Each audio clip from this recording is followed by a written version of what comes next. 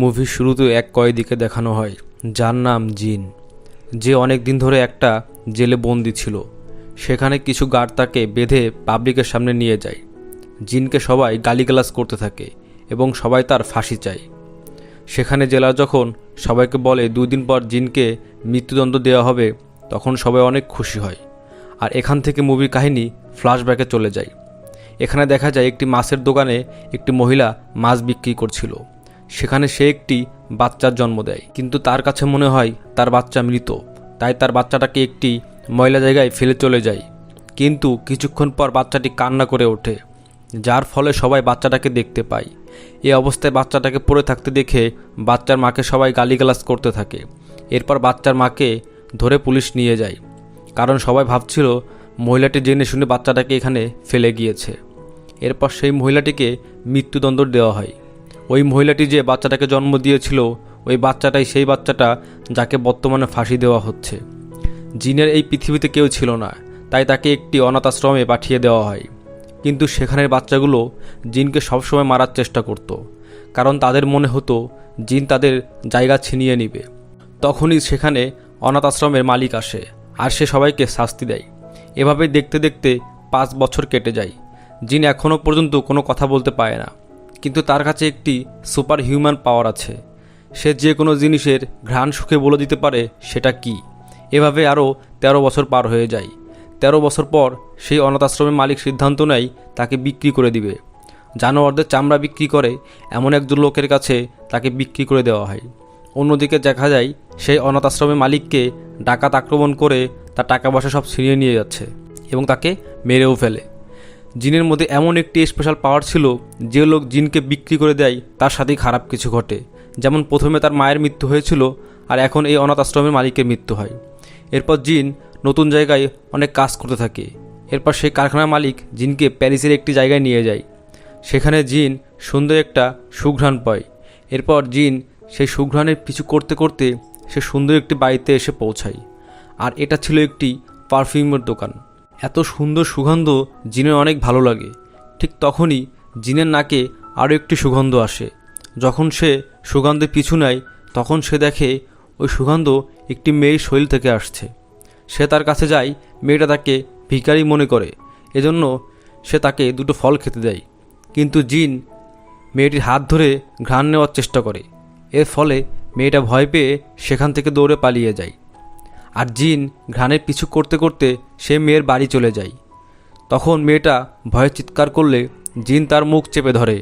এর কিছুক্ষণ পর মেয়ের মুখ থেকে হাত সরালে জিন দেখে মেয়েটি মারা গিয়েছে। এরপর জিন খেয়াল করে মরার পরে মেয়েটির শরীর থেকে আর কোনো ঘ্রাণ আসছে না। প্যারিসে এমন অনেক লোক ছিল যারা পারফিউম বানাতো, যাদের মধ্যে একজন হলো বালদিম। সে অনেক জনপ্রিয় একজন পারফিউম বিক্রেতা ছিল, কিন্তু এখন তার দোকানে আর কেউ যায় না। তখন বালদির এক অ্যাসিস্ট্যান্ট সেখানে এক পারফিউম নিয়ে আসে, কিন্তু সেই পারফিউমের ঘ্রাণ বালদি নেয় না। সে নতুন একটি পারফিউম বানানোর জন্য বসে, কিন্তু কিছুক্ষণ পর সে তার অ্যাসিস্ট্যান্টের দেওয়া পারফিউমটির ঘ্রাণ নেয়। এরপর সে বের করতে থাকে ওই পারফিউমের মধ্যে কি কি দেওয়া হয়েছিল, কিন্তু সে কিছুতেই বুঝতে পারে না ওই পারফিউমের মধ্যে কি কি মেশানো হয়েছে। ঠিক ওই দিন রাতেই জিন তার বাড়িতে চামড়া ডেলিভারি করতে এসেছিল। সেখানে আসতেই সব পারফিউমের সুগন্ধ পেয়ে জিম অবাক হয়ে যায়। জিন বালদিমের হাত থেকেও পারফিউমের গন্ধ পায়। তখন সে বালদিনকে বলে, আপনি যে পারফিউমটি ব্যবহার করেছেন সেটা ভালো নয়। আপনি এখানে প্রয়োজনের চেয়েও বেশি কিছু ব্যবহার করেছেন। এটা শুনে বালদিনের মনে হয় অবশ্যই জিনের মধ্যে কোনো ব্যাপার আছে। জিনকে পরীক্ষা করার জন্য তার কাছে পারফিউমের ফর্মুলা জিজ্ঞেস করে, কিন্তু জিন তাকে কোনো উত্তর দিতে পারে না, কারণ জিন লেখাপড়া জানতো না। সে বালদিনকে বলে সে একই রকম একটি পারফিউম তাকে বানিয়ে দেবে, আর কিছুক্ষণের মধ্যেই সে ওই রকম একটা পারফিউম বালদিনকে বানিয়ে দেয়। বালদিন ওই পারফিউম ব্যবহার করে সে বুঝে যায় জিনের মধ্যে বিশেষ কোনো ব্যাপার রয়েছে। এরপর জিন তাকে আরও ভালো পারফিউম বানিয়ে দেয়। এরপর জিনকে সে পাঠিয়ে দেয়। জিন চলে যাওয়ার পর সে পারফিউমটি ট্রাই করে। তখন তার কাছে মনে হয় সে স্বর্গে আছে। পরের দিন বালদিন ও লোকটার কাছ থেকে জিনকে কিনে নেয়। বালদিন যখন তাকে নিয়ে যাচ্ছিল, ঠিক তখন ওই লোকটির মৃত্যু হয়। এরপর বালদিন জিনকে পারফিউম বানানো শেখাতে থাকে।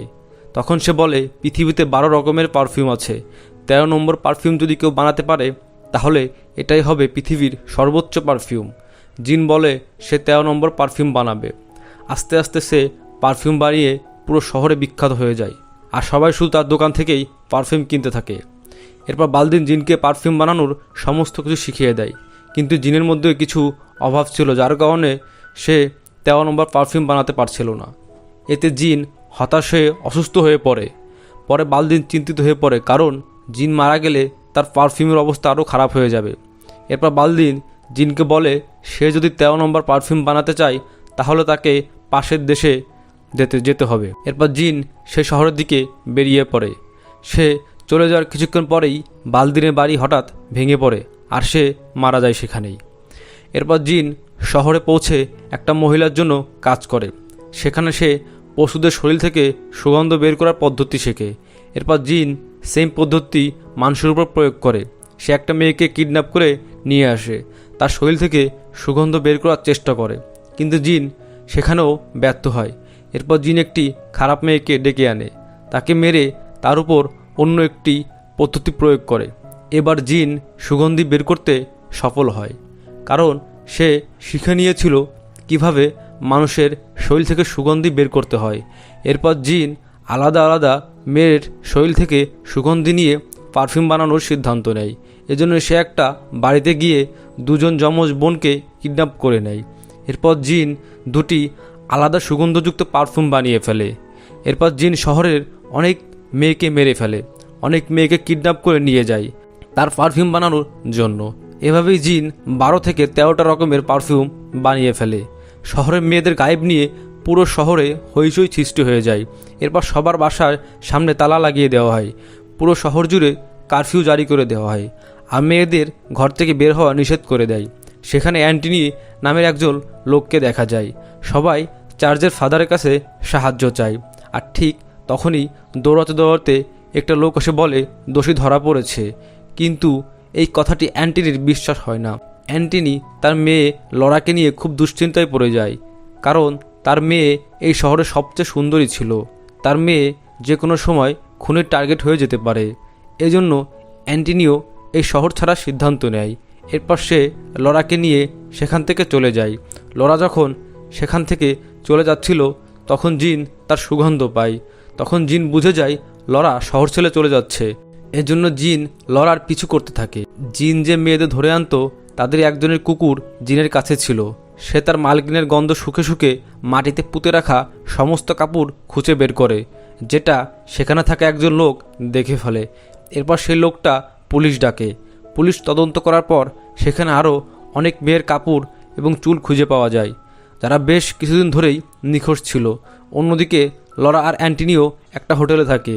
রাতে ঘুমানোর সময় অ্যান্টনিও লরার রুম লক করে চাবি তার কাছে রেখে যায়, কিন্তু জিন কোনোভাবে চাবিটা চুরি করে লরাকে মেরে ফেলে।